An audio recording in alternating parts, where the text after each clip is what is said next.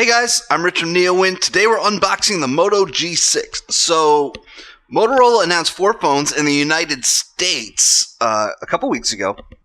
There was 2 from the Moto E line and 2 from the Moto G line. So the Moto G line is the G6 Play and the G6. There is also a third of each which aren't available in the United States. So you can't get the Moto G6 Plus here. Now, Motorola's line of phones has become very confusing.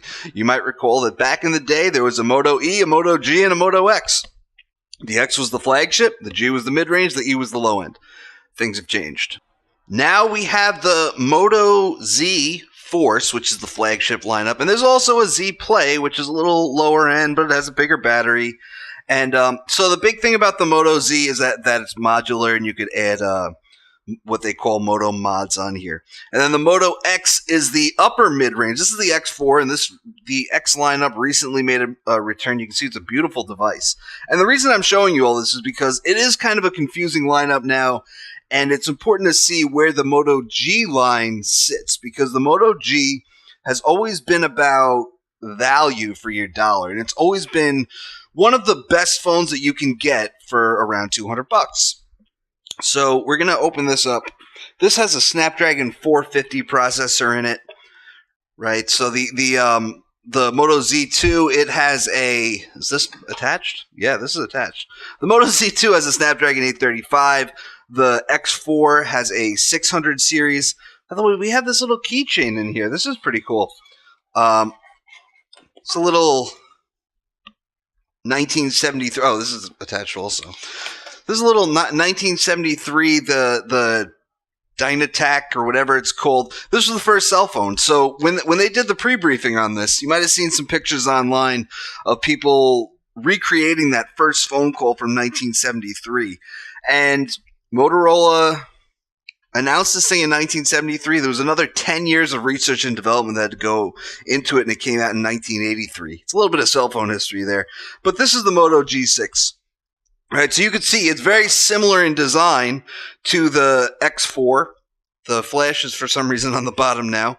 Okay, the fingerprint reader is on the front. It's not over here like it is on some of the other G6 models, and the I believe the E Plus is the one with the fingerprint reader, and the E5 Play does not have it. Okay, so while this boots up, we can take a look at what else is in the box. All right, some paperwork. USB Type-A power adapter, and of course we have our USB Type-A to Type-C cable for charging. And yes, this does use USB Type-C. Many other devices that come in at this price point will still use micro USB, so that's a big deal. And in fact, I believe the G6 Play uses micro USB, as do the new Moto E5 phones. Alright, went through some of the setup steps here. We're going to add a fingerprint reader. Found the sensor. Fantastic. Jesus, what's with all these steps? Alright, so let's set this up. And it takes a lot of impressions of your fingerprint before... should vary slightly each time. I know how to set up a fingerprint. Anyway, next, and that's our fingerprint. Got it. This should boot into the phone now, hopefully. Shouldn't be too much more. Google Assistant.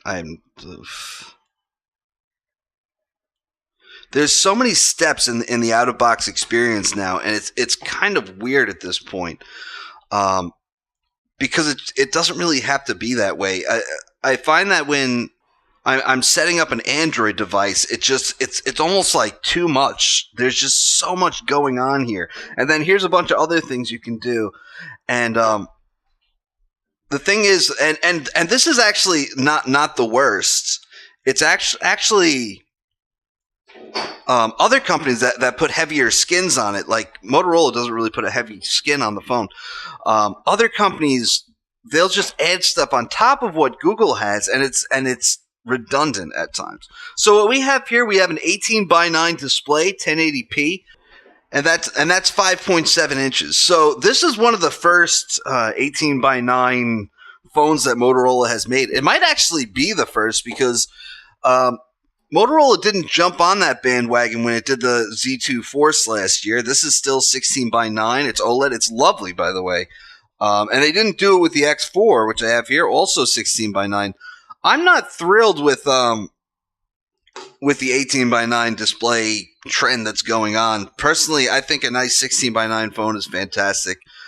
We have the Moto launcher here, which is also really nice. This is an IPS LCD, by the way. It's not OLED like we've seen from the Z2. It's not shatterproof. Doesn't have that the modularity that the Z2 offers. But what this phone is really about, though, is bringing down some of those flagship features that we've seen from the higher end phones like the Z2. So I'm talking about camera features. So when they did the Moto X4, this has a dual camera, and they added all those camera features that we first saw in the Z2, and that came in at about $400. Now you're seeing it at the $200 price point. And we have that dual camera here, which is 12 megapixels and 5 megapixels, f1.8 aperture, 8 megapixel front camera, and that records up to 1080p. And the rear camera should, according to the reviewer's guide, it records up to 1080p, but at 60 frames per second. So that's a nice touch there. And let's go into our settings and let's just confirm that, because that's pretty cool. I don't think I've ever seen, 1080p 60 frames per second. That's fantastic, because I don't think I've ever seen a mid-range phone that only goes up to 1080p, but still does 60 frames per second. So a lot of these new camera features here, they're focusing on portrait mode, which is that kind of fake bokeh effect. Let's see, again, tons of notifications when you first start using a phone, and I find it really frustrating. But anyway, that fake bokeh effect. So what you can do, there's selective focus, and if you use the portrait mode, what you can do, again, more notifications, got it, thanks. You can adjust the amount of blur in the background, and what you can also do is after you take the picture, you can adjust what's blurred. So say we keep the Motorola box in focus and then the background is blurred there. We could change it after the fact so that the plug there is what's in focus. There's also a feature called selective black and white. So if you take a portrait mode picture, you can go back and the only thing in this picture that would be colorized would be maybe the Motorola box or the table. You can pick one color to stick with. So if we get rid of this, there's also spot color. So that's when you're taking the picture, and then you can just pick which color you want to keep. There's green there, and now it gets rid of everything else. So you can see that some of it doesn't always work perfectly, and what you have to do is you kind of have to adjust how much color you want to remove. All right, and see, that does it kind of nicely. And there you go. We have a cool little photo here with just color. Right, so if you want to do it while you're taking the picture, you have to use that spot color, and you can really only pick one color. Selective black and white does give you more options, but unfortunately, you have to take the portrait mode photo to do that.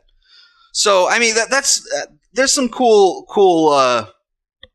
things that you can do with these pictures. There's also, I forget what they call it, but you can take objects from one picture and put it on top of the other, and that's all with the portrait mode.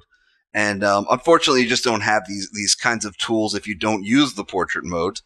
But so it's a pretty cool phone. I mean, like I said, Snapdragon 450 processor, which is octa-core 1.8 gigahertz, and that would be all ARM Cortex A53. So talking about the processor a little bit, it's all, like I said, all ARM Cortex A53 1.8 gigahertz. That means that it's not really doing the big dot little thing where it has more powerful cores to take on more powerful tasks, and then it's saving battery life by using more efficient cores that use less power to get those tasks done. So that's like syncing background notifications when the phone's asleep, and that's why our phones don't use that much battery when they're asleep, even though they're still doing things.